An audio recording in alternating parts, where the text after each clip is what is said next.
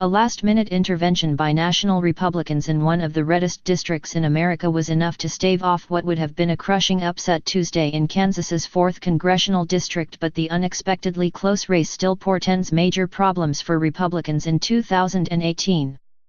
State Treasurer Ron Estes, R., beat Bernie Sanders-backed Democrat James Thompson in a Kansas congressional special election that became close in the final weeks of the campaign. Estes ended up taking 52.5% of the vote to Thompson's 45.7%. By the numbers, the race in Kansas shouldn't have been close. Rep. Mike Pompeo, a Tea Party Republican picked to lead the CIA, was re-elected to his seat by more than 30 points in November in a reliably conservative district that is home to Koch Industries. But in the middle of last week, Republicans began circulating an internal poll showing Thompson trailing by just 1 point, and the National Party quickly invested nearly $120,000 to back up Estes. President Donald Trump recorded a robocall on his behalf and tweeted about the race Tuesday morning, and Vice President Mike Pence and Sen. Ted Cruz, R. Texas, were dispatched to shore up support. The infusion of cash was a signal to Democrats that, all of a sudden, the race was competitive. Yet the Democratic Party stayed out of the race until the campaign's final days, when the Democratic National Committee and Democratic Congressional Campaign Committee began making calls on his behalf.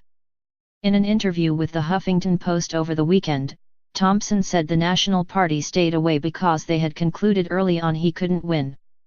"A lot of people don't want to be proven wrong," he said.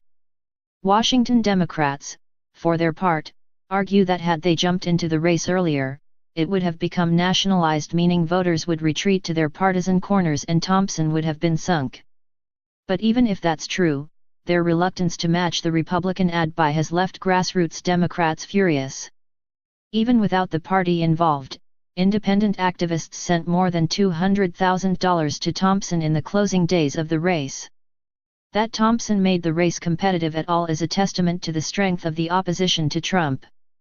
The grassroots Democratic resurgence can be traced back to the Women's March the day after Trump's inauguration, a rally in Washington that was replicated in towns and cities across the country, and drew some 5 million people into the streets, all of it done independently of the Democratic Party. When Trump implemented his Muslim ban shortly after, protesters flooded airports, again organically, but this time joined by a handful of Democratic politicians who were seeing the resistance for the sustained movement that it was. Elected Democrats responded by rallying in a largely unified way against Trump's nominees and his agenda on Capitol Hill, wary of winding up on the wrong end of the energized base. When Trump and House Speaker Paul Ryan pushed forward with a repeal of the Affordable Care Act, Republican members of Congress heard an outpouring of opposition, much of it channeled by local indivisible groups, which hadn't existed before the election. While Trump has been told by his allies on Capitol Hill that it was extreme conservatives in the Freedom Caucus who sunk repeal, in reality it was done in by moderate Republicans who felt heat back home. In February, Democratic voters in Delaware swarmed to the polls in a critical special election to claim the state Senate, and donors began pumping millions of dollars in small contributions to Jon Ossoff, a Democrat running in a special election in suburban Atlanta to replace Tom Price. If there is another winner in Tuesday's race in Kansas, it's the website Daily Kos. While nobody outside the district spotted the race as competitive until recently, Kos included, the site kicked into high gear when it decided to turn on the financial spigot. Its members donated more than $160,000 to Thompson's campaign in just a few short days.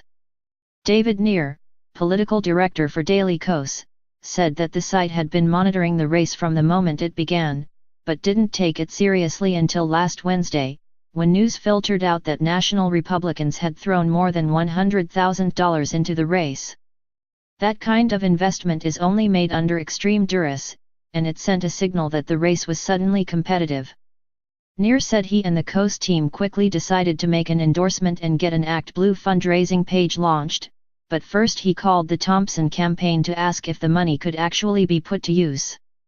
The campaign said that, yes, it could expand its ad buy, broaden its Get Out the Vote operation and fully fund its voter protection unit, the team of lawyers that monitors voting irregularities. With that assurance made, Koch went live with its fundraising page and pushed it to its email list of 3 million members. Asked if there was any way that people outside the district, including Koch, could have known sooner that the election was competitive, Neer said he thought it wasn't possible, other than going on pure intuition.